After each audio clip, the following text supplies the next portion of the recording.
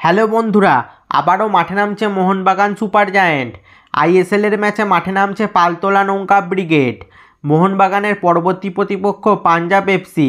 আজকের ভিডিওতে Mohun Bagan versus Punjab match preview, সময়সূচি এবং পাঞ্জাবের বিরুদ্ধে মোহনবাগানের লাইন আপ একাদশ কেমন হবে এবং মোহনবাগানের চোটের কী অবস্থা, দিমি, গ্রেগ, আশিক কি খেলবে তাই আজকের ভিডিওতে দেখে নেব। চলো প্রথমেই সময়সূচি দেখে নিই।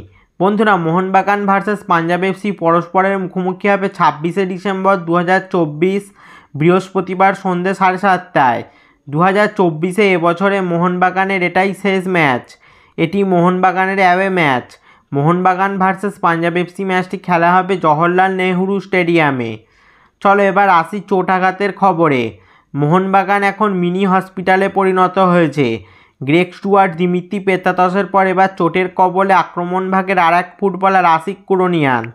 সোমবার অনুশীলনে চোট পেয়েছেন আশিক, তবে তিনি কদিন মাঠের বাইরে বা চোটটা কতটা গুরুতর এবং পাঞ্জাব ম্যাচে তাকে পাওয়া যাবে কি না তা এখনও জানা যায়নি। তবে ধরা হচ্ছে পাঞ্জাব এফসি ম্যাচে নেই আশিক কুরনিয়ান। অন্যদিকে দিমিত্রি পেত্রাতসও চোটের জন্য প্রায় 10 দিন ছিটকে গেছেন, ফলে পাঞ্জাব এফসি ম্যাচ মিস করবেন দিমি। এবং গ্রেগ স্টুয়ার্টের কথা বললে গ্রেগও হয়তো পরের হায়দ্রাবাদ ম্যাচ থেকে ফিরছেন।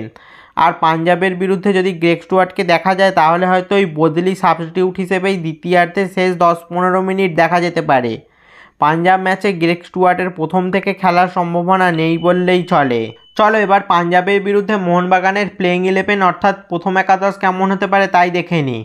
বন্ধুরা, ফরমেশানের কথা বলে বাগান কোচ মলিনা এই ম্যাচেও আগের ম্যাচগুলোর মতো 4-2-3-1 ফরমেশানেই যেতে পারে, যেখানে গোলে থাকবেন বিশাল কায়েত, ডিফেন্সে 2 বিদেশি ডিফেন্ডার টম আলড্রেট ও আলবার্তো রড্রিগেজ থাকবেন এবং রাইট ব্যাক পজিশানে আশিস রায় ও লেফট ব্যাক পজিশানে ক্যাপ্টেন সুভাশিস বোস থাকবেন।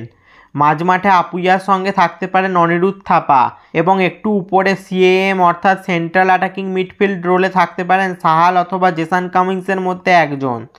সাহাল যদি স্টার্ট করে তাহলে মোহনবাগান 3 বিদেশি নিয়ে ম্যাচ শুরু করবে, আর যদি 4 বিদেশি শুরু থেকে খেলাতে চায় তাহলে অ্যাটাকিং মিডফিল্ডে সাহালের জায়গায় আমরা জেসন কামিংসকে দেখতে পারি এবং ডান দিকে রাইট উইংয়ে মনবীর সিং ও বাঁ দিকে লেফট উইংয়ে লিস্টন কোলাসও শুরু করবেন এবং আক্রমণে ফরওয়ার্ড পজিশানে শুরু করবেন জেমি ম্যাকলারেন। হ্যাঁ বন্ধুরা, এরকমই হতে পারে পাঞ্জাবের বিরুদ্ধে মোহনবাগানের প্লেইং 11 একাদশ।